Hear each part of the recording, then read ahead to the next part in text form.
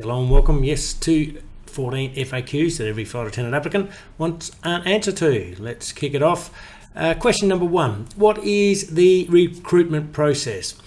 This is simply the format of how things are done from initial contact through to contract of employment. It might include interviews, assessment centres, testing, medicals and police checks.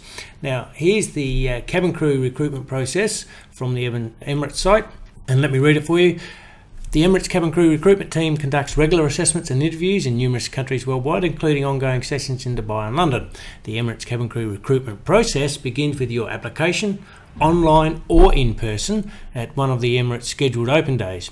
If you meet the Emirates Cabin Crew requirements and are shortlisted, you'll be invited to participate in a screening and an assessment process consisting of initial assessment, English test, psychometric assessment, individual competency-based interview. Most importantly, please note that the length of time required to go through the process is dependent on your success at each stage of the assessment. And over the page to a little bit more here on this subject. If you get through the initial screening and then the assessment exercises and are identified as potential, you'll be called for an interview. And the note there that says that candidates who fail to make it through the initial screening process may reapply after 6 months, and for those who are not successful after the interview may reapply after 1 year. So on to question 2. What is a behavioural type interview? Now, just to point out that the behavioural type interviews are also called competency-based interviews. So if you see that terminology used, they're one of the same. They're systematic, with each question targeting a specific skill or competency. Now, a behavioural interview asks questions that refer you to provide examples of specific work-based situations that you've been in. And you provide details as to what the situation was, obviously, and what you did about it, which is the action part of it, and what the outcome was. And this is what we now know as SAO, or Situation, Action, Outcome. And this is just an excerpt from Manual 1, Section 7 in the Airlines Training Online program. Why do they ask the style of interview questions that they ask? Target selection questions focus on applicants' actions in specific situations. This will pose a suitable action that was taken, which provided a suitable outcome or result. Now, research shows that the best predictor of a person's future behaviour is their past behaviour. Hence, behaviour is not what a person would do or what a person thinks should be done. It's about identifying past behaviours in an interview that requires questions that are designed to show what an applicant's action in real life situation was and what the result or outcome has been. Now, why is this method used? Because this method provides proof of the capabilities of the applicants, because it provides a systematic evaluation of job applications required by legislation, and because it is believed that past behaviour is the best predictor of a person's future behaviour. And just another excerpt here from Manual 3, Section 1, Part A, as a reminder where we hammer home lots of examples of SAO in the manual. So the components of the SAO formula, of course, for answering any question perfectly is situation, action, outcome. So moving on to question 3. What is a biographical type interview? Now, a biographical interview or interview question specifically simply involves a discussion about your CV and employment history, outlining what you've done, what your achievements are, and why you've made certain career choices. And now, it's most important that you intimately know, and it's hard to think that people wouldn't know, but unless you really put a lot of time and effort into your resume and cover letters, you might skim over the detail and go, oh, that'll be good to include, or this will be good to include. You really got to put some time and effort into your resume and your cover letters, if required, of course, from whatever airline that you're applying to. But you really do need to know your content, and of course we help you out there with the bonus section. You'll find 2 pages there on airlines cover letter preparation update and your airlines resume preparation checklist update. So it's really important, because if you get asked a biographical question in your interview, now you'll most often get a combination of both styles of interview, behaviour and biographical. However, this is nothing to be nervous about, because this is your information, It is about you, and any professional recruitment team will do their absolute best to put you at ease anyway. So they totally understand that the interview process can be daunting for a lot of people, and that's true. It doesn't matter how well rehearsed you get to be. There's always an element of nerve there, I think, and I think that's a good thing. Actually, it keeps you sharp. They will also understand, however, that interviews are a two-way process, so it's just as important for you to find out and know as much about the airline that you're interviewing with as you can. You can then relate your answers to the airline, and which is why we always put this graphic in our manuals, or always have, that you'll see that if you put in the time and effort, you will gain that knowledge and you will work towards success, and that culminates in you passing your interview, of course. So moving on to question 4, what happens in group interviews, or what some call assessment days? There's a number of things that happens besides behavioural and biographical interviews that we have addressed in question 2 and question 3, such as group discussions, role plays, ability tests such as numerical reasoning, and presentations. And now let's explain exactly what those 4 things are. So the first one is explain group discussions. Now, group discussions are exactly that. They are conducted to identify traits in applicants such as effective teamworking skills and abilities. A topic or task is given to a group of people, being the applicants, that'll be you of course, typically between 4 to perhaps 10, depends how many they rock up at the interview and how they divide them. And an outcome or a goal of the exercise will be given, and a time limit will be applied, and you'll then, as a group, be asked to commence the discussion to complete the topic or task given. Now, the assessors will observe the group for the duration of the exercise and want to see how you relate to one another when you work as a team. And look guys, we cover a lot more about teamwork and group interviews in video manual 2, and that's just showing you manual 2 section 1. Of course, there's 2 sections, manual 2 section 1 and section 2. So on to explain role plays. Role plays are simply play acting something. You'll be involved in a given scenario that reflects that one that you might find yourself in as part of the job role of a flight attendant, and you'll be given time to prepare, of course, and then you'll carry out the role play with the assessor, either in that role play or looking on and assessing the moment. Now, again, this might be a solo effort or a group role play. It is said to identify how you'd handle certain challenges that might happen if you were to become a flight attendant with the airline. And guys, personally, I hate role play for some very good reason. However, it will never change. So if you're in my boat, simply suck it up and go with it. This is not your time or arena to fight the system. Just work with it to the best of your ability. So on to explaining ability tests such as numerical reasoning. Often these are done online, but you may be asked to complete one pen on paper on the day, and they are used to measure certain abilities and aptitudes that you have, and the test is generally in multiple choice format. And yes, you'll certainly be given instructions before you start and given a time limit to complete. Normally there will be some practice questions for you to try before you start the real test. So on to explain what a presentation is.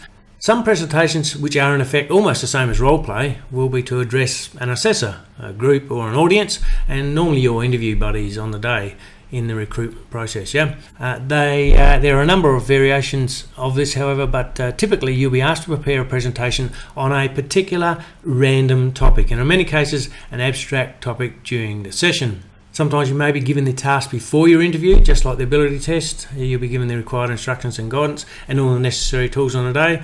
Often, however, this is a spontaneous event that happens at the time, and you'll stand up and deliver your views on the topic given for a nominated time limit, normally about 2 minutes. And I recall one such group where a group of random pictures, images cut from a magazine, were put into a box. Now, each member of our group were asked, when it was their turn of course, to reach into the box, show the picture they had selected, sight unseen, to the group, and then talk about that picture for 2 minutes. I happened to pull out an image of a cup of coffee. Now, other images that I recall were King's Castle, a dog, a rice field, a fruit and vegetable juicer, an old man with a walking stick, a toothbrush, and a family photo, among others. Again, this was spontaneous and you had to think on your feet. And this is, in a way, really does involve a number of skills that you will need to be good at in your job if you do go on and be successful. And this is easy to practice either with a friend or simply in a mirror. And guys, thinking on your feet, like you take the title, you take the picture and a cup of coffee, and it really doesn't matter if it's true or not. It's not about being a true story. It's about whether you can stand up and present, and you have the confidence and you have the wherewithal to think on your feet. And off the bat, you start out, a cup of coffee.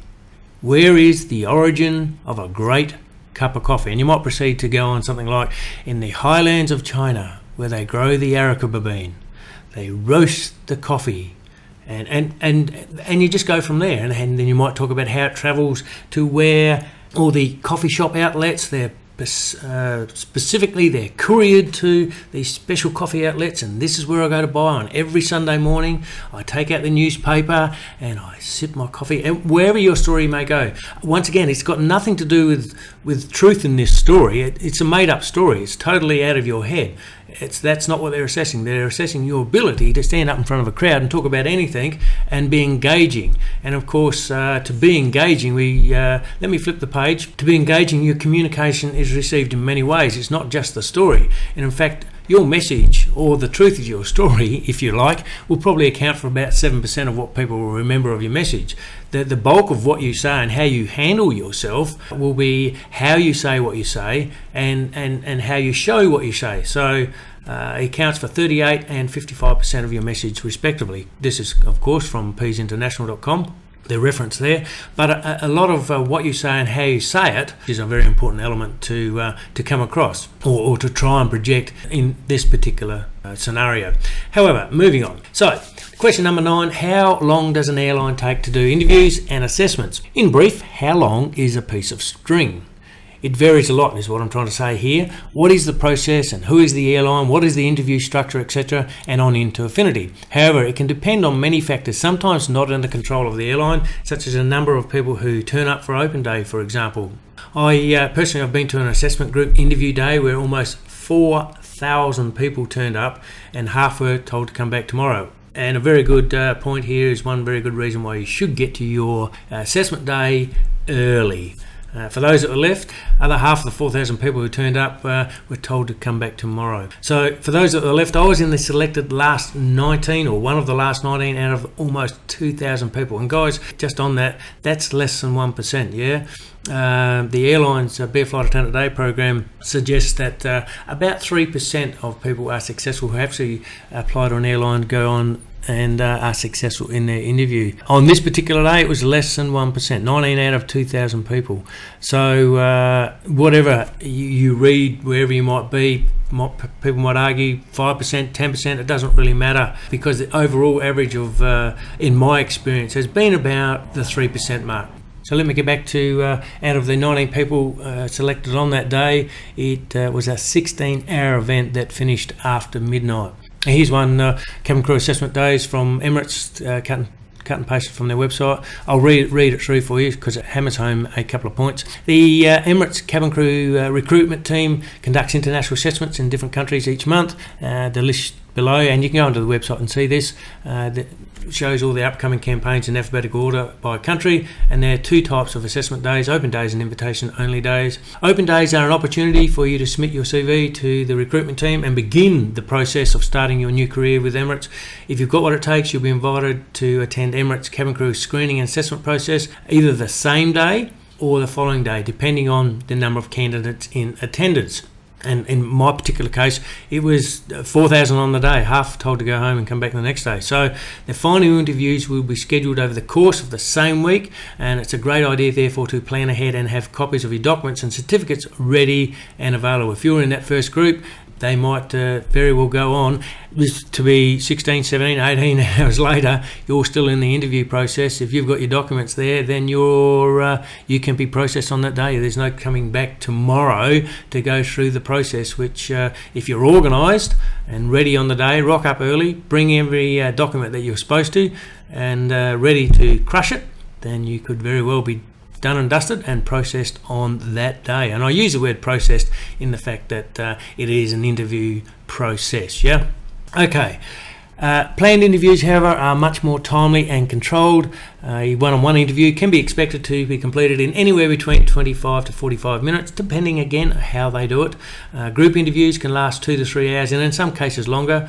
However, this will vary with the airline's concern and the numbers needing to be processed, as I've already highlighted. So, moving on to question 10. Why haven't I been offered an interview, might be the question. The answer from the airlines on this will be very diplomatic, along the lines of, unfortunately, we can't interview everybody who applies, and there might be applicants who have more relevant skills and experience suited to the flight attendant role. Guys, you won't get a direct answer out of these guys, and this is about the best you can expect if they reply to you at all. They'll also quickly remove themselves from further communications with something like, please be advised that due to the amount of applications we receive, we are unable to offer feedback to any external candidates. So yes, you're getting blood out of a stone trying to get any follow-up or any feedback. The moral of the story here is, if you don't get through, you won't hear from them other than to say, at best, thank you for attending, have a great life, and reapply in 6 months or 12 months. So that's about all you will get out of any airline interview if you are not successful. So in short, it means you either do not have the competencies to fit the job description, as they say, or that you were ill-prepared in some way or presented poorly on either appearance or personal delivery. Now, this will require you to be very truthful in your self-analysis of your performance so that you can identify how you can improve with your next interview. And all the tips and information for this, of course, is included in this package. And by the time you go through it, hopefully you'll be much more confident. You'll know what's going on. You'll be full of knowledge, and you'll be able to put your best foot forward from day one. So, moving on to question 11. What is pre-employment screening? If you're offered a job with an airline, then you can expect a pre-employment screening. Now, it's common to ask you for a 5-year reference history, and you'll also be asked to apply for a criminal record certificate, or a CRC, and be reminded that this is a cost that you will have to cover. Now, if you've been a resident in an overseas country for 6 months or longer within the last 5 years, you'll also be likely to be required to apply for a CRC specific to that country, and costs for this can vary between the countries, of course. And note, this can and most often also requires you to take a drug test. Now, this is a common practice with most businesses now, and certainly with airlines. Again, I've been in a testing office where another applicant was sweating the results and asked me, how long does marijuana stay in the system? He unfortunately consumed some in the recent days and was rightly concerned. And while I never found out if he did or didn't pass the test, I never saw him online ever. And maybe he failed something else in the testing, but the absolute takeaway here is simply don't participate in recreational drug, guys. It's just not worth it. And even when you're in the system, you're open up to random drug tests. Any day or every day of the year that you go to work, you're in uniform, you are open to a drug test. And if you have any questions about the process, your representing airline will absolutely answer these during your interview. So moving on to question 12, what is a security interview? This is for all employees that will require access to airside. Now, airside is the area beyond the terminal doors and gates to the tarmac side of the building. It means that you'll have to wear and display your access ID, and this will only be a part of your process in the final stages of your recruitment process. And this is just a quick pick of 2 airlines of my 5 that I've flown with of that ID. Of course, depending on the livery of your airline that you're flying with, it will depend on the colour background of your ID. It's called an ASIC, or the one I wore was called an ASIC ID. The one on the left, of course, we had a red theme. Of course, we had a red background, and one on the right, of course, we had a green theme, as you can see there. So that has to be displayed at chest height and clearly on display whenever you are on tarmac side of the building. And in fact, every time you're in uniform, you have to display that. Now, moving on to question 13. Are bogus jobs offers sent to unsuspecting people? And the warning here is yes. Emails containing fake offers of employment with an airline are often sent to unsuspecting persons in response to CVs or as a result of their contact details being posted on recruitment sites and other websites. Sometimes this can be blatant spam email that is randomly sent to people. Now, these jobs don't exist, and bona fide airlines with genuine employment opportunities never contact you in this way. And if you have received a suspicious email, first up, don't get excited. Be cautious. Don't send your personal details, money, or respond in any way. If by chance this coincides with an interview that you've recently had or contact that you've had with an airline and you have reason to doubt, simply contact the airline to confirm legitimacy. So, question number 14. Can you do work experience as a flight attendant? Unfortunately, the answer is no. A flight attendant is a trained safety professional, and by law, any untrained person is not to perform the duties of a flight attendant. Certainly, however, some airlines offer flight experiences, be they on the air or on the ground, to show you and give you an insight to what happens in the working day of a flight attendant. So there you have it, guys. 14 FAQs that every flight attendant applicant wants an answer to. So how might you get into flying the world as a flight attendant? Hello, my name is Tom, and if you are watching this on YouTube and do not know what the Airlines Be a Flight Attendant Today program is, then let me explain. The Airlines Be a Flight Attendant Today program, this is a 30-day comprehensive Be a Flight Attendant training program, starting from scratch, delivered in 30 videos and 9 online website-based electronic flipbooks. It is designed to take you from grassroots entry level and show you what is required to achieve a flight attendant career step by step. The program unravels the requirements and the process of the application and interview process that you as an applicant must know and make second nature to give you the edge in securing a flight attendant career. And this has never been more important than today, with an estimated 97% of applicants failing to get through the system in this most competitive, sought after job and awesome lifestyle career. Your teacher has more than 20 years in aviation, having flown with 5 different airlines over 20 years, and has been an international and domestic cabin manager, and has sat on the interview panels of 3 of his past 5 airlines flown with. He's also held a commercial pilot's license since 1985. And yes, guys, that teacher is me, and it's just written in the third person there, but however, that is me, and I now invite you to view the airlines training videos for the best job in the world, flight attendant. See the links below this video, and see you soon.